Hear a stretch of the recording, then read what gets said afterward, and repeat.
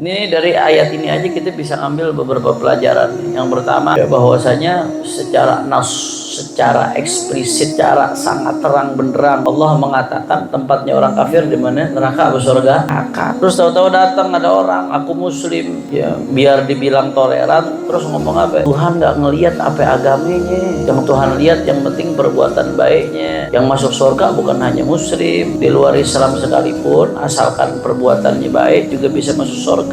Tuhan Maha Adil. Terus yang ngomong begitu tuh baca ayat ini mau ngomong apa? Terus orang disuruh percaya omongan ente, terus disuruh abaikan ayat Quran gitu. Al-Quran yang ngomong jelas. Saya mau tanya, kalau Al-Quran udah menyatakan demikian, Al-Quran pasti benar atau mungkin benar? Berarti kalau yang nabrak Al-Quran pasti salah atau mungkin salah?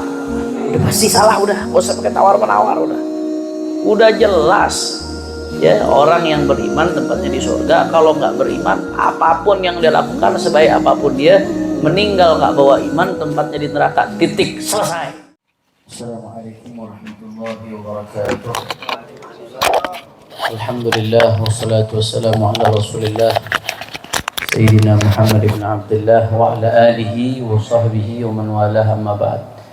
Subhanaka la ilma lana illa ma 'allamtana innaka antal alimul hakim. Rabbi shrah li sadri wa yassir li amri wahlul 'uqdatam min lisani yafqahu qawli wa saddid lisani wahdi qalbi bihaqqin nabi sallallahu alaihi wasallam wal alihi wa sahbihi, amma ba'du.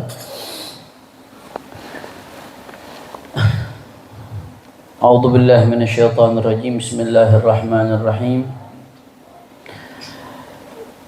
وَلِلَّذِينَ كَفَرُوا بِرَبِّهِمْ عَذَابُ جَهَنَّمَ وَبِئْسَ الْمَصِيرُ إِذَا أُلْقُوا فِيهَا سَمِعُوا لَهَا شَهِيقًا وَهِيَ تَفُورُ تَكَادُ تَمَيَّزُ مِنَ الْغَيْظِ كُلَّمَا أُلْقِيَ فِيهَا فَوْجٌ سَأَلَهُمْ خَزَنَتُهَا أَلَمْ يَأْتِكُمْ نَذِيرٌ قالوا بلى قد جاءنا نذير فكذبنا وقلنا ما نزل الله من شيء إن أنتم إلا في ضلال كبير وقالوا لو كنا نسمع أو نعقل ما كنا في أصحاب السعير فاعترفوا بذنبهم فسحقا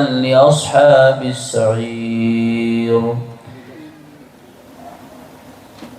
Kita melanjutkan kajian kitab tafsir.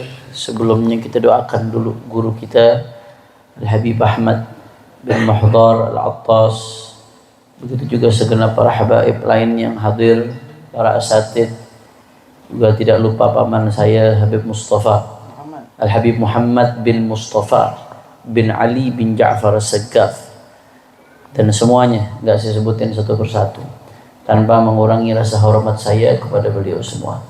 Kita doakan mudah-mudahan guru-guru kita Allah panjangkan umurnya, Allah sehatkan badannya, Allah jaga zahir batinnya, Allah menangkan perjuangannya, amin ya rabbal. Dan salam penghormatan yang paling istimewa saya hadiahkan kepada hadirin, hadirat, muslimin, muslimat yang hadir pada kesempatan kali ini atau yang menyaksikan melalui live streaming. Kita semua angkat tangan, kita minta sama Allah, mudah-mudahan tidaklah kita keluar dari tempat ini kecuali semua dosa kita diampuni oleh Allah. Yang sakit Allah angkat penyakitnya, Allah sehatkan badannya. Semua yang hadir dilapangkan rezekinya, diberkahi kehidupannya, amin ya rabbal.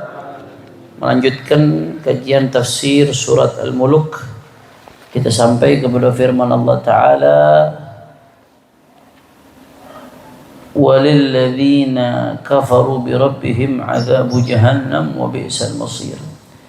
Ya, setelah Allah Ta'ala mengatakan fungsi bintang-bintang di langit untuk menjadi rujuman li syayatin, dan Allah katakan wa'atatna lahum adzabas sa'ir, dan kami siapkan bagi setan-setan itu azab sa'ir, azab neraka sa'ir. Nah, kemudian Allah mengatakan bukan hanya setan aja, tapi pengikut setan juga disiapkan bagi mereka azab neraka. Walil ladzina kafaru bi rabbihim, dan untuk mereka yang kufur kepada Tuhan-Tuhannya, azab jahannam, mereka mendapatkan azab jahannam. Ya, jadi bukan hanya khusus buat setan aja tuh azab jahannam. Azab jahannam juga disiapkan untuk mereka yang ngikutin setan. Di kulli kafirin billah minal insi wal jin. Ya, setiap orang yang kufur kepada Allah, baik ins atau jin. Wa bi'sal masir, dan itu yang namanya neraka, seburuk-buruknya tempat kembali. A'udzubillah min dzalik. Mudah-mudahan Allah selamatkan kita dari api neraka. Ini dari ayat ini aja kita bisa ngambil beberapa pelajaran. Yang pertama, ya, bahwasanya secara secara eksplisit, secara sangat terang benderang Allah mengatakan tempatnya orang kafir di mana? Neraka atau surga? Neraka. Terus tahu-tahu datang ada orang aku muslim, ya biar dibilang toleran, terus ngomong apa? Tuhan nggak ngelihat apa agamanya. Yang Tuhan lihat yang penting perbuatan baiknya. Yang masuk surga bukan hanya muslim, di luar Islam sekalipun, asalkan perbuatannya baik juga bisa masuk surga. Tuhan Maha Adil. Terus yang ngomong begitu tuh baca ayat ini mau ngomong apa? Terus orang disuruh percaya omongan ente, terus disuruh abaikan ayat Quran gitu. Al-Quran yang ngomong jelas. Saya mau tanya, kalau Al-Quran udah menyatakan demikian, Al-Quran pasti benar atau mungkin benar? Berarti kalau yang nabrak Al-Quran pasti salah atau mungkin salah? Udah pasti salah, udah. Gak usah pakai tawar-menawar, udah. Udah jelas. Ya, orang yang beriman tempatnya di surga. Kalau nggak beriman, apapun yang dia lakukan, sebaik apapun dia, meninggal nggak bawa iman, tempatnya di neraka. Titik, selesai. Jelas atau tidak? Itu nggak ada tawar menawar tuh kalau bab itu tuh. Nah, terus bagaimana bab, kesian dong? Ya makanya beriman. Makanya di Al-Quran Allah katakan, wa man syaa'a falyu'min wa man syaa'a falyakfur, di surat Kahfi itu. Ya. Siapa yang mau beriman silahkan iman, siapa yang mau kufur silahkan kufur. Sama sebagian orang ya, ini yang kebanyakan ngobrol sama semut, mungkin sebagian orang nih, tuh ayat dipakai nih, Allah aja ngasih kebebasan, ente kok manusia mau ngatur-ngatur. Kata Allah, faman syaa'a falyu'min wa man syaa'a falyakfur. Siapa yang mau beriman iman, yang mau kufur kufur. Berarti kufur dibolehin dong sama Allah. Terus jadi KPNT ngatur-ngatur, orang nggak boleh kufur, harus masuk Islam. Kalau nggak masuk Islam neraka tempatnya. Lu kalau baca ayat jangan setengah-setengah. Emang bener, ya, yang beriman itu Allah katakan yang mau beriman iman, yang mau kufur kufur. Tapi baca lanjutan ayatnya, faman syaa'a falyu'min wa man syaa'a falyakfur. Inna a'tadna lidh-dhalimina naran ahata bihim suradiquha. Wa yastaghithu yughathu bima'in kalmuhli yashwil wujuh bi'sasy syarabu wa sa'at murtafaqa.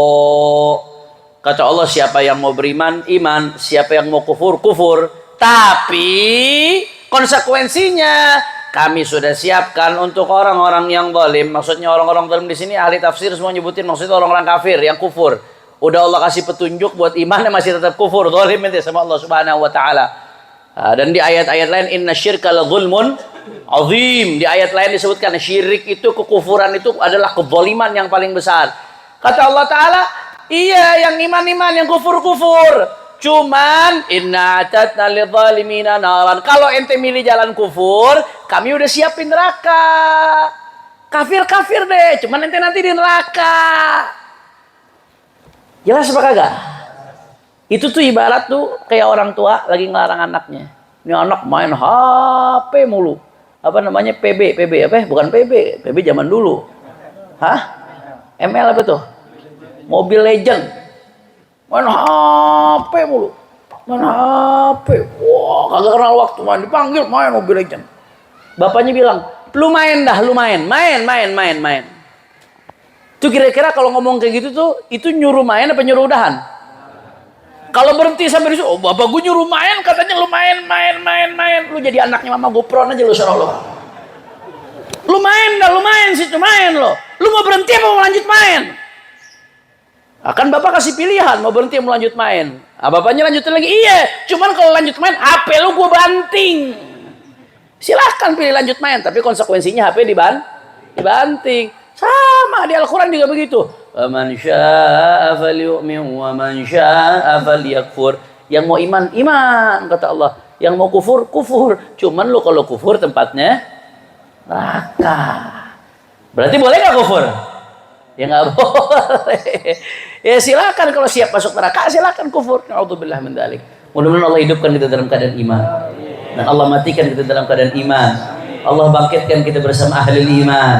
Amin ya rabbal alamin. Jadi kalau ada ya yang mengatakan semua agama bisa masuk surga, itu jelas-jelas kufur. Itu nubruk, jelas-jelas nubruk firman Allah Ta'ala, walladzina kafaru birabbihim adzabu jahannam. Ya orang-orang yang kafir bagi mereka adalah azab jahannam. Di surat Al-Bayyinah juga jelas, innal ladzina kafaru min ahlil kitab wal musyrikin fi nari jahannam khalidina fiha ulaika hum syarrul bariyah. Jelas banget tuh ayatnya. Sesungguhnya orang-orang yang kufur dari ahlul kitab, Yahudi dan Nasrani ahlu kitab. Innal ladzina kafaru min ahlil kitab wal musyrikin, dan dari kalangan orang-orang musyrik, penyembah api, majusi dan agama-agama lainnya yang menyekutukan Allah. Innal ladzina kafaru min ahlil kitab wal musyrikin. Di mana tempatnya ya Allah ya Rabb? Fi nari jahannam, tempatnya di neraka. Enggak pakai khalidina fiha. Fi nari jahannam ulaika hum syarrul bariyah. Jelas ya? Innal ladzina kafaru min ahlil kitab wal musyrikin ulaika hum syarrul bariyah. Innal ladzina amanu wa 'amilus salihati ulaika hum khairul bariyah. Jazaohum 'inda rabbihim jannatu 'adnin tajri min tahtiha al-anhar khalidina fiha abada. La ilaha illallah. Ya, jadi jelas nih. Yang pertama yang bisa kita ambil dari ayat ini, orang kalau kufur, mati dalam keadaan kufur, enggak ada tawar-menawar, tempatnya di neraka. Nauzubillah min dzalik. Wa bi'sal masir, dan neraka adalah seburuk-buruknya tempat. Dan di neraka itu dari ayat ini juga bisa diambil pelajaran, karena ayat ini sebelumnya bicara tentang setan, syaitan. Kemudian di ayat ini bicara tentang semua yang kufur. Maka di neraka itu bukan hanya ada manusia, termasuk jin-jin yang kufur juga tempatnya di neraka. Jin yang muslim memang ada, ada jin yang muslim. Ada di Al-Quran, ada disinggung jin-jin yang sama ilaika itu ila akhir ayat. Ya, ada jin yang muslim itu, ada yang pernah nguping perkataan Nabi sallallahu alaihi wasallam ila akhirih, akhirnya mereka masuk Islam. Ada jin yang muslim itu ada. Tapi jin yang kufur juga ada banyak. Jadi di neraka itu nanti bukan cuma orang-orang manusia, tapi juga dalam bentuk jin. Kalau binatang bagaimana, Beb? Kalau binatang itu dia setelah dibangkitkan, kemudian dihisab. Hisabnya misalkan apa nih? Dia yang satu pernah nyakitin yang lain, nanti dibalas tuh. Habis itu selesai, jadi turab, jadi tanah. Nah, makanya orang-orang kafir nanti saking nyeselnya di hari kiamat sampai ya laitani kuntu turaba. Ya Allah, andai aku jadi tanah seperti binatang itu. Binatang habis dikisos, dibalas perbuatan jahat yang mereka lakukan sesama binatang, ya. Habis itu selesai jadi turab, jadi tanah. Orang-orang kafir tuh saking nyeselnya sama kekufuran sampai ya laitani kuntu turaba, antai aku jadi tanah kayak binatang. Nah, sebagian ulama tuh saking takutnya, Sayyidina Umar al-Mahdhar, ulama besar, anak Sayyidina Abdurrahman as-Saggaf, pimpinan Sadah Labi Alawi di zamannya, itu saking takutnya sampai-sampai beliau mengatakan, andai aku nih tercipta sebagai seekor kambing, kata Sayyidina Umar al-Mahdhar. Andai aku tercipta sebagai seekor kambing yang nanti nggak ada hisapnya di yaumil qiyamah, jadi tanah begitu aja udah selesai. Karena saking takutnya beliau ngerasa amalnya sedikit, ngerasa banyak dosa, padahal amalnya luar biasa. Hidupnya habis buat ibadah, hidupnya habis buat ilmu, hidupnya habis buat amal soleh. Tapi karena saking takut sama Allah, andai kata dia aku tercipta sebagai binatang, sebagai kambing yang nggak ada hisapnya nanti di hadapan Allah Subhanahu Wa Taala. Itu segitunya Sayyidina Umar Mahdhar takut sama Allah Taala. Dan kita yang amal udah kagak ada, maksiat banyak, udah gitu kalau minta masuk surga biaya hisap lagi. Jannatul Firdaus paling atas lagi mintanya, VIP. La ilaha illallah. Tapi mudah-mudahan dengan husnudzan kita, dengan kedermawanan Allah, mudah-mudahan kita masuk surga tanpa hisab insyaallah. Amin ya rabbal alamin. Tapi jangan gurur, jangan gara-gara kita yakin Allah Maha baik terus enaknya kita maksiat. Siapa yang jamin itu hati ente nanti nggak dipenuhi dengan noda maksiat yang menghitam. Kalau udah penuh tuh noda maksiat di hati, bisa-bisa iman keluar dari hati lama-lama. Kalau iman udah keluar mati suul khatimah. Kalau udah mati suul khatimah selesai. Siapa yang bisa jamin? Jangan gampangin maksiat, tetap berharap sama Allah bagus. Tapi rasa takut kepada Allah juga harus. Apalagi kalau banyak maksiatnya kayak kita, rasa takutnya itu lebih diunggulkan. Berharap harus. Kalau nggak ada harapan kita putus asa nanti dari rahmat Allah. Nggak baik putus asa dari rahmat Allah. Tapi jangan juga kepedean. Tetap harus ada rasa takut kepada Allah Subhanahu wa Ta'ala. Nah itu neraka bagaimana sifatnya nih? Sekarang nih Allah nyifatin neraka.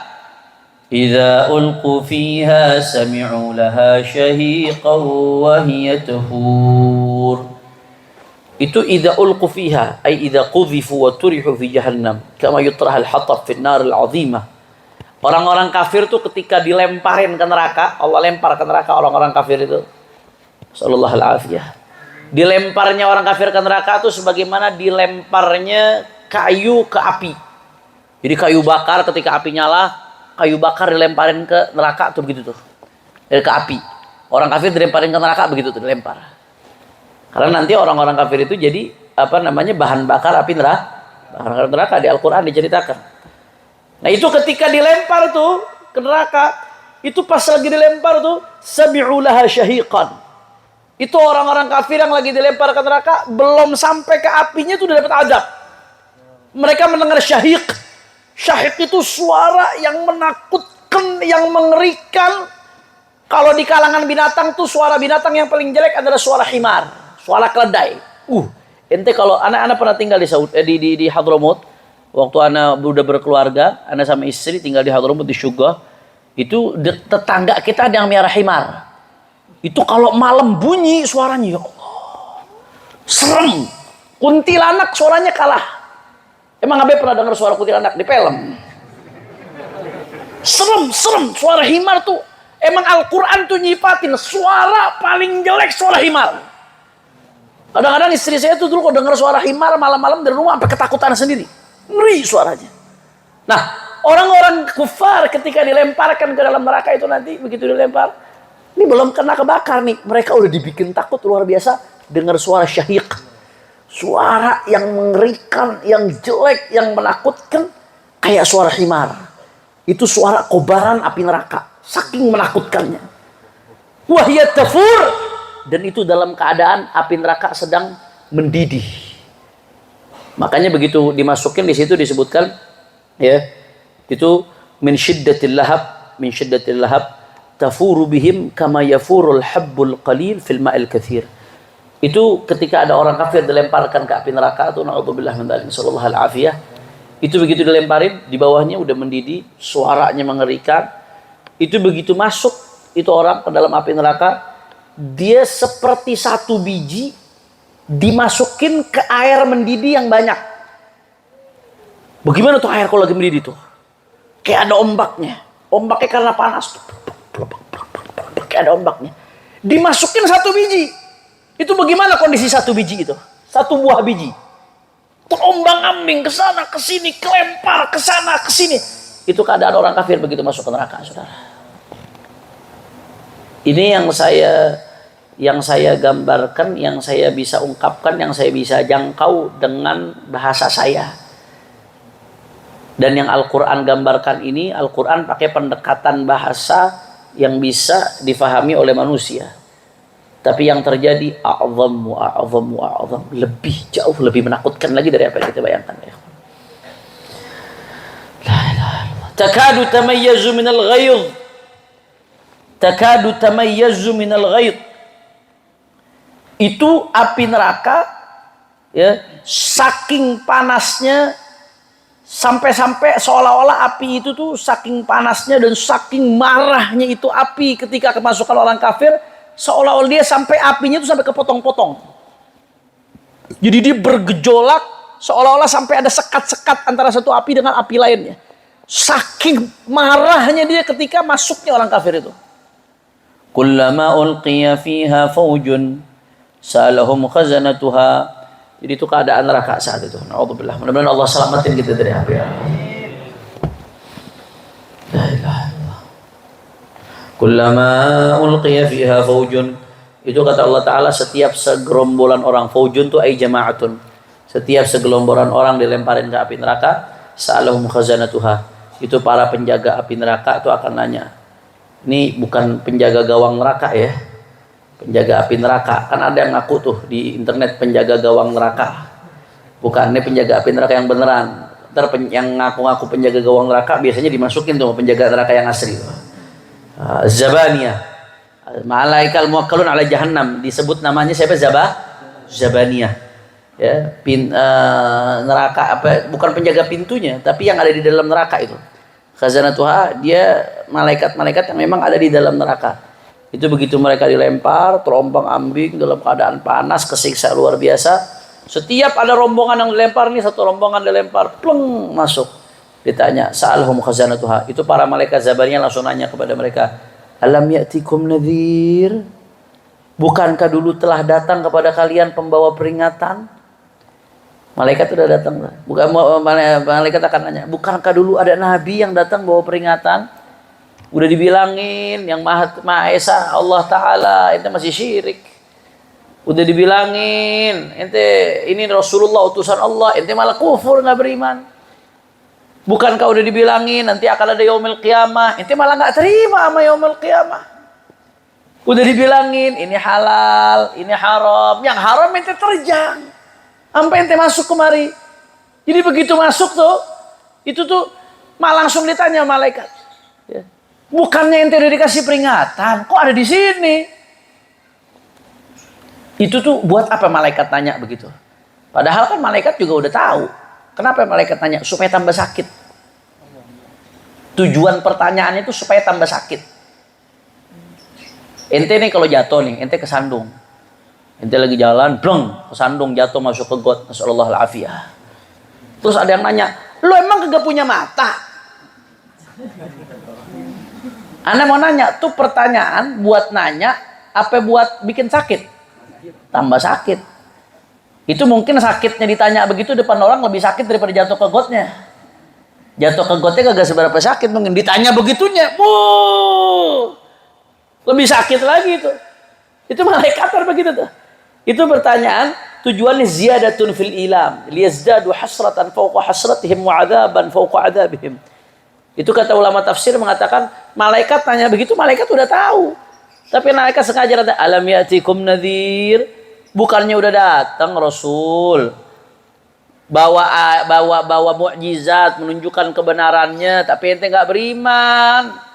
Bukannya udah dikasih tahu ini hak, ini batil, ini halal, ini haram. Kenapa ente masih terjang semuanya jadi masuk kemari?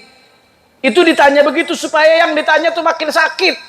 Aduh, gue udah pakai masuk kemari, pakai ditanya lagi begitu-begitu. Nyesel ya Allah, kenapa dulu gue kagak nurut? Begitu dia gitu, kenapa dulu kagak nurut? Makin nyesal, saudara. La ilaha illallah. Mudah-mudahan nyesalnya kita nanti di surga, bukan di neraka. Lebih kok nyesal di surga bagaimana? Iya, penduduk surga tuh ada nyesalnya. Nyesalnya apa? Nyesalnya kenapa ya nggak dapat surga yang lebih tinggi? Nyesalnya aja masih enak tuh kalau itu tuh. Kalau nyesalnya di neraka udah nggak enak. A'udzubillah min dzalik. La ilaha illallah. Qalu bala qad ja'ana nadhir. فكذبنا وقلنا ما نزل الله من شيء إن أنتم إلا في ضلال كبير. Qalu bala, mereka mengatakan iya qad ja'ana nadhir, memang telah datang kepada kami Rasul membawa peringatan. Fakadzabna, tapi sayangnya kami mendustakan mereka, kami nggak percaya sama mereka, kami ingkar. Bahkan mereka udah menunjukkan mukjizat, wa qulna ma nazzalallahu min syai', kami malah mengatakan Allah nggak nurunkan wahyu kepada kamu. Kami nggak percaya kalau itu Rasul. Akhirnya gara-gara itu kami masuk kemari ke neraka. Na'udzubillah min sallallahu alaihi wasallam. La ilaha illallah. Makanya di sini yang diadzab itu orang yang ngalamin masa kenabian. Yang ngalamin masa kenabian. Artinya ya kayak kita nih umat Rasulullah sallallahu alaihi wasallam. Kita ngalamin masa kenabiannya Rasulullah SAW. Ajaran Rasulullah sampai ke kita. Karena ajaran Rasulullah sampai ke kita, maka nggak ada alasan kita buat ninggalin. Karena nggak ada alasan buat ninggalin, maka nanti di hari kiamat nggak ada alasan kita di hadapan Allah Subhanahu Wa Taala. Karena udah ada utusan Allah yang datang. Rasulullah udah bawa ajarannya dan itu udah sampai ke kita ajaran tersebut. Beda halnya dengan orang yang hidup di zaman kekosongan fase kenabian seperti ahlul fatrah. Allah ini maha adil. Kalau memang ada sekelompok orang yang memang nggak dapat ajarannya Rasul, nggak sampai kepada mereka ajaran Rasul seperti yang hidup di zaman kekosongan kenabian, itu nggak diadab sama Allah Subhanahu Wa Taala.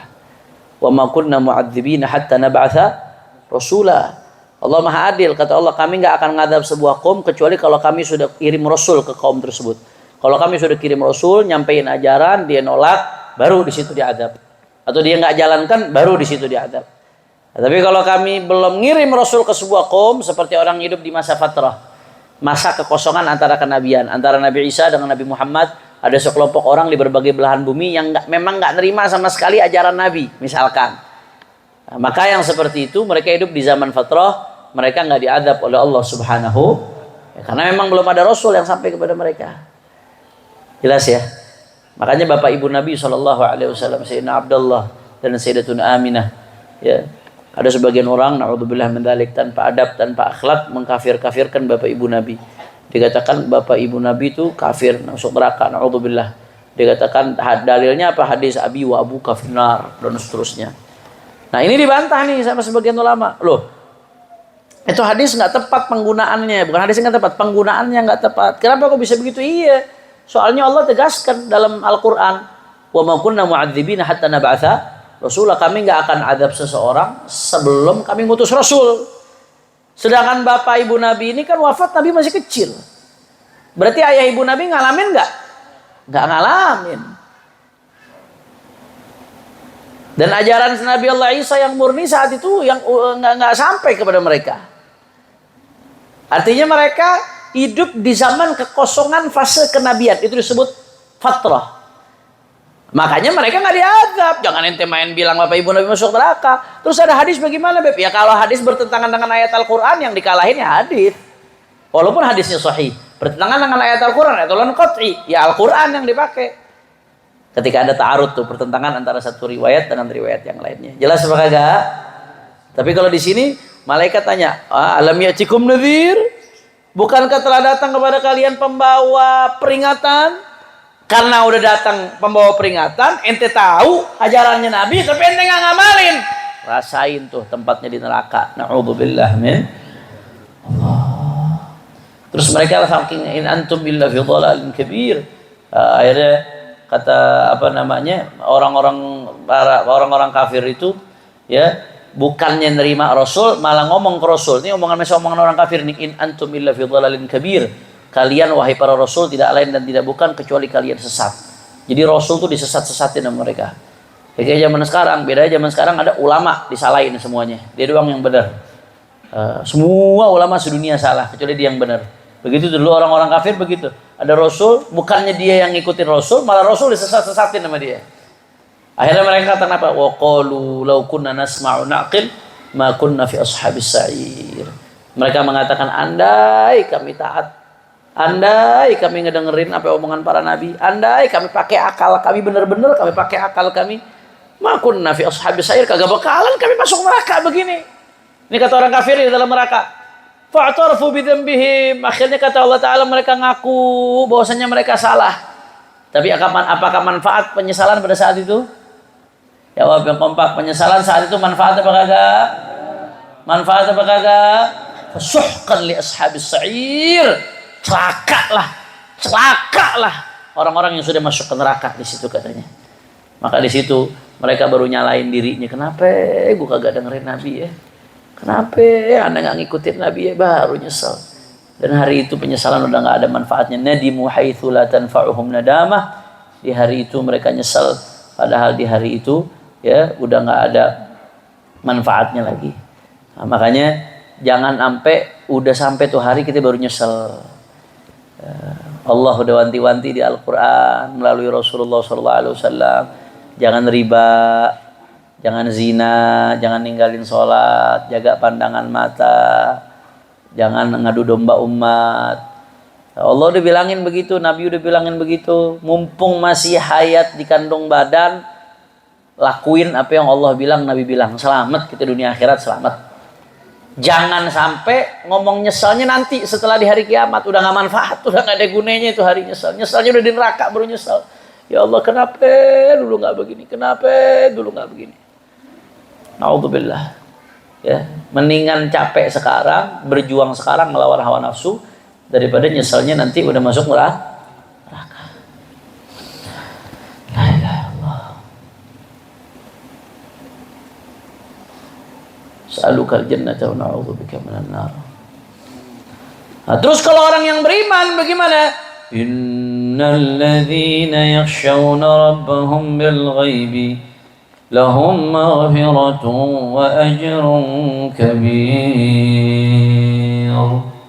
Tapi mereka yang takut kepada Tuhannya bil ghaibi, ketika nggak ada orang yang ngelihat. Kalau takut kepada Tuhan di hadapan orang wajar, mungkin bukan karena takut dia maksiat, tapi karena ada yang ngelihat, malu.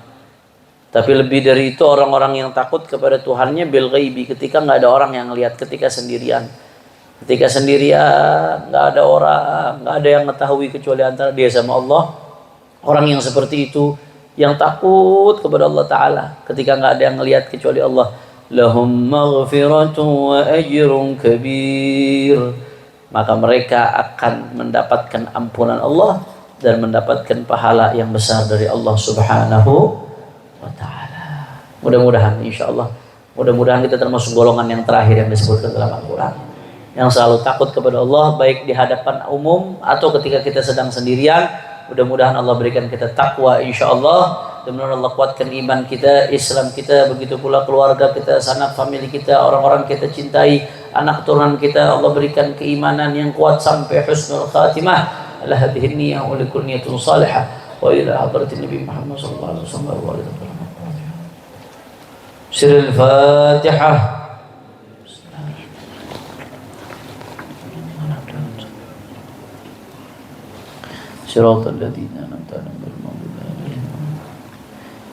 Ini saja yang saya sampaikan. Mudah-mudahan yang sedikit ini bisa bermanfaat.